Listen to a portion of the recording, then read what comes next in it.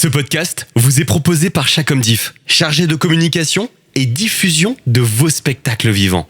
Alors bonjour à tous, bienvenue sur Speed Théâtre, je suis Arthur. Aujourd'hui on accueille la compagnie Hors des Clous pour leur spectacle Lennon et McCartney.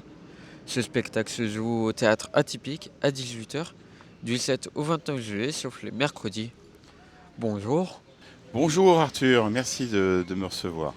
est-ce que tu peux te présenter en quelques mots s'il te plaît? Oui, je m'appelle Germain Récamier, je suis l'auteur de la pièce Lennon et McCartney, donc il se joue, comme tu viens de le dire, à l'Atypique Théâtre, sauf le mercredi. J'ai un parcours de café-théâtre surtout, j'ai commencé par faire du one, écrire des sketchs, après je me suis mis à écrire des pièces de théâtre. Et c'est ma 6e pièce de théâtre ici, c'est la première que j'ai menée à Avignon. Voilà, donc c'est mon premier Avignon en tant que producteur pour présenter une pièce de théâtre.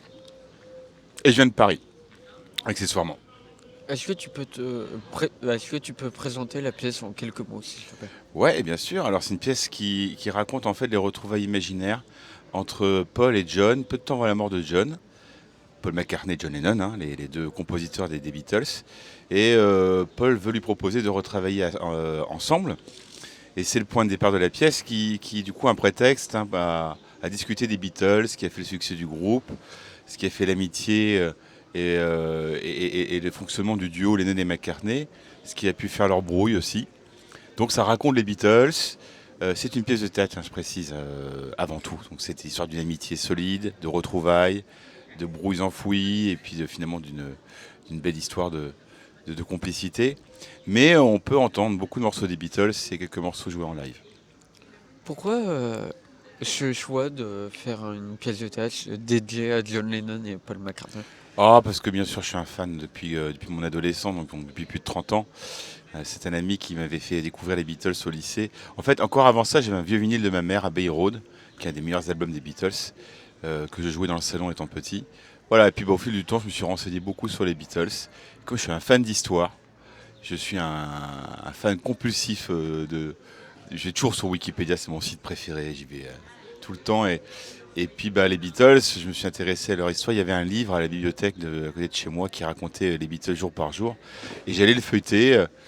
Même à l'âge de 15 ans, voilà. Et donc, en plus de 30 ans, j'ai récolté une masse d'informations sur eux. Ça a toujours été une passion, hein, depuis très longtemps. Du coup, tu rassembles tes deux passions, l'histoire et la musique, mais plus spécifiquement les Beatles. Exactement. Oui, oui, tout à fait, c'est ça. Beaucoup d'amis m'ont dit, toi qui es si intéressé par l'histoire, qui connais tant de choses, tu devrais te servir de tes connaissances comme point de départ pour une pièce de théâtre. Et puis, parallèlement, j'avais écrit une pièce de théâtre sur un groupe de rock fictif. J'en avais imaginé la biographie, l'histoire. Et elle était très compliquée, cette pièce. J'ai eu beaucoup de mal à m'en sortir. Et alors, je me suis dit, pourquoi pas écrire une pièce sur un groupe qui existe et sur lequel je connais déjà beaucoup de choses. Et que tu aimes. Et Ça, que j'aime, bien sûr. C'est une véritable ode à l'amour de ce groupe que tu portes. Oui, exactement. Alors, bon, dire qu'on aime les Beatles, je pense qu'on est très, très, très, très nombreux à aimer les Beatles.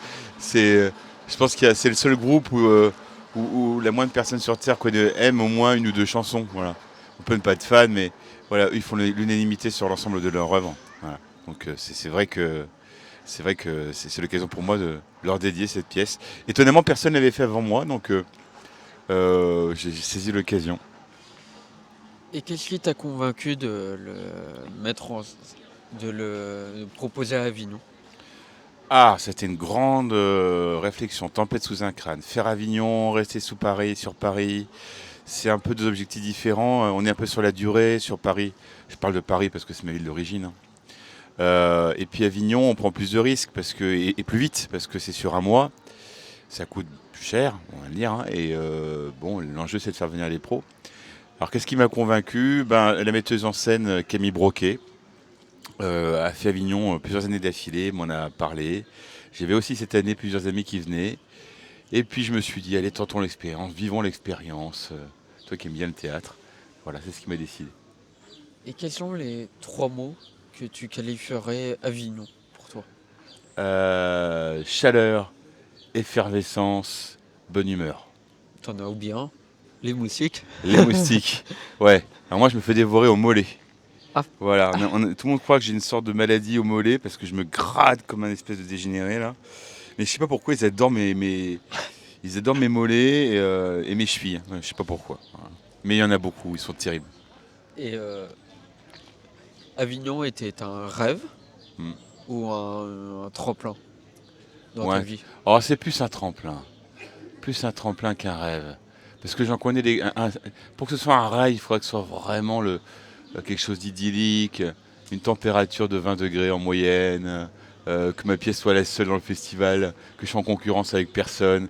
Que voilà, donc ça peut pas être un rêve parce que c'est forcément une conquête Avignon en plus. Voilà. Donc ce sera plus un tremplin. Et comment t'as convaincu ta metteur en scène et les comédiens de participer à cette aventure? Alors la metteur en scène Camille est une amie que je connais depuis une quinzaine d'années, pas loin. Donc on se connaît depuis longtemps. C'est une de mes lectrices, c'est mon comité de lecture. Un des membres de mon comité de lecture chaque fois que j'écris une nouvelle pièce. Et elle est instantanément tombée amoureuse et du sujet et de la pièce apparemment. Donc elle n'a pas hésité à me répondre oui. C'était sécurisant pour moi d'avoir quelqu'un de confiance à mes côtés sur l'organisation. Quant aux comédiens, eh bien, on les a recrutés sur casting, sur rencontre, via des sites de casting. Voilà. J'ai privilégié surtout, j'ai pas privilégié la ressemblance physique, même si Zuriel qui joue John a une ressemblance étonnante. Avec John, si vous venez la voir la pièce, ça vous sautera aux yeux. Mais j'ai surtout privilégié l'énergie des deux personnages. Une énergie positive. Voilà, Paul McCartney est quelqu'un qui a une énorme confiance en lui.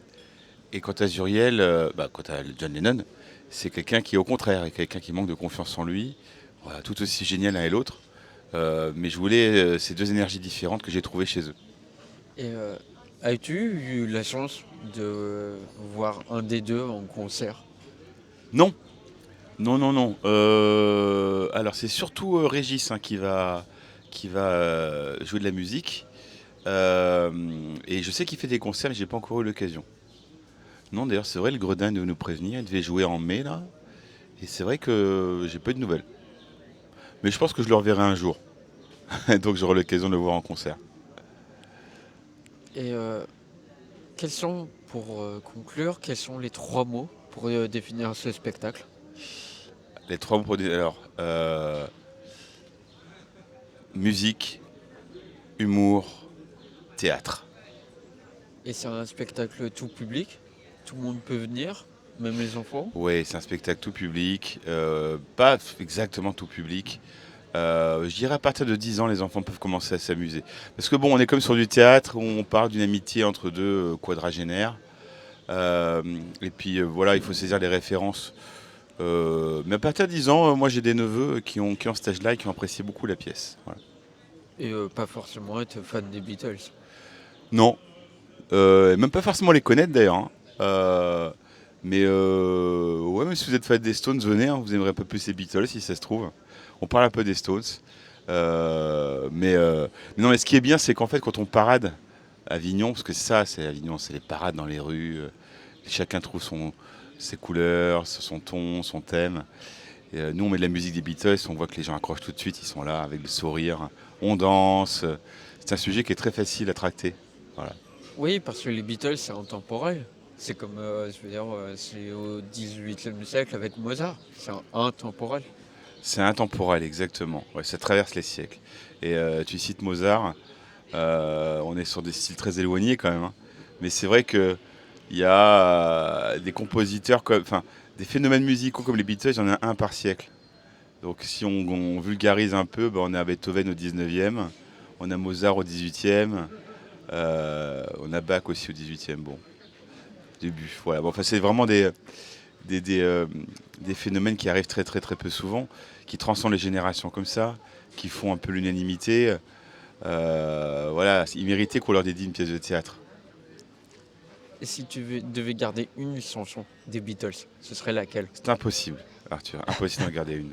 C'est impossible parce que, en fait, je change de chanson préférée au gré de mes humeurs, au gré de mes périodes.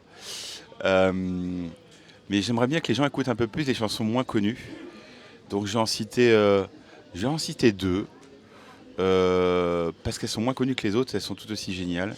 C'est Rain de John Lennon, qui est une de la phase B de Paperback Writer, qui est le début vraiment du psychédélisme. Le génie de John, une chanson qui sort de nulle part. Et It's All Too Much de George Harrison, qui est une chanson qui était mise au rebut quasiment, alors qu'elle était enregistrée en 67. Et là, on est sur les débuts de l'acid rock. Donc, contrairement à ce que les gens pensent, Harrison ne s'est pas réveillé à la toute fin. Dès 67, il y avait déjà du beau potentiel chez lui, quoi. Voilà. Est-ce que tu peux expliquer en quelques mots ce que c'est l'acid rock? Alors, l'acid rock, c'est des guitares un peu saturées.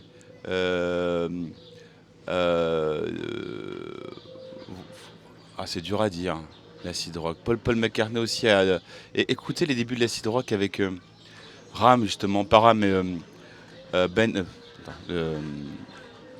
Ram de Paul McCartney. C'est un peu les débuts de tout ça, avec ça fait un peu du garage rock, c'est un peu du rock un peu saturé, voilà. Merci à toi Germain, je rappelle le nom du spectacle Lennon et McCartney. Ce spectacle se joue au Atypique Théâtre par la compagnie Hors des Clous à 18h du 7 au 29 juillet, sauf le mercredi. Merci à toi 72 rue de la Bonnetterie, je précisais l'adresse, c'est ça, donc c'est près de la rue des Teinturiers, c'est juste à côté. Merci à toi Germain. Merci Arthur. Toutes les interviews Speed Théâtre sont à retrouver sur www.speedtheatre.fr.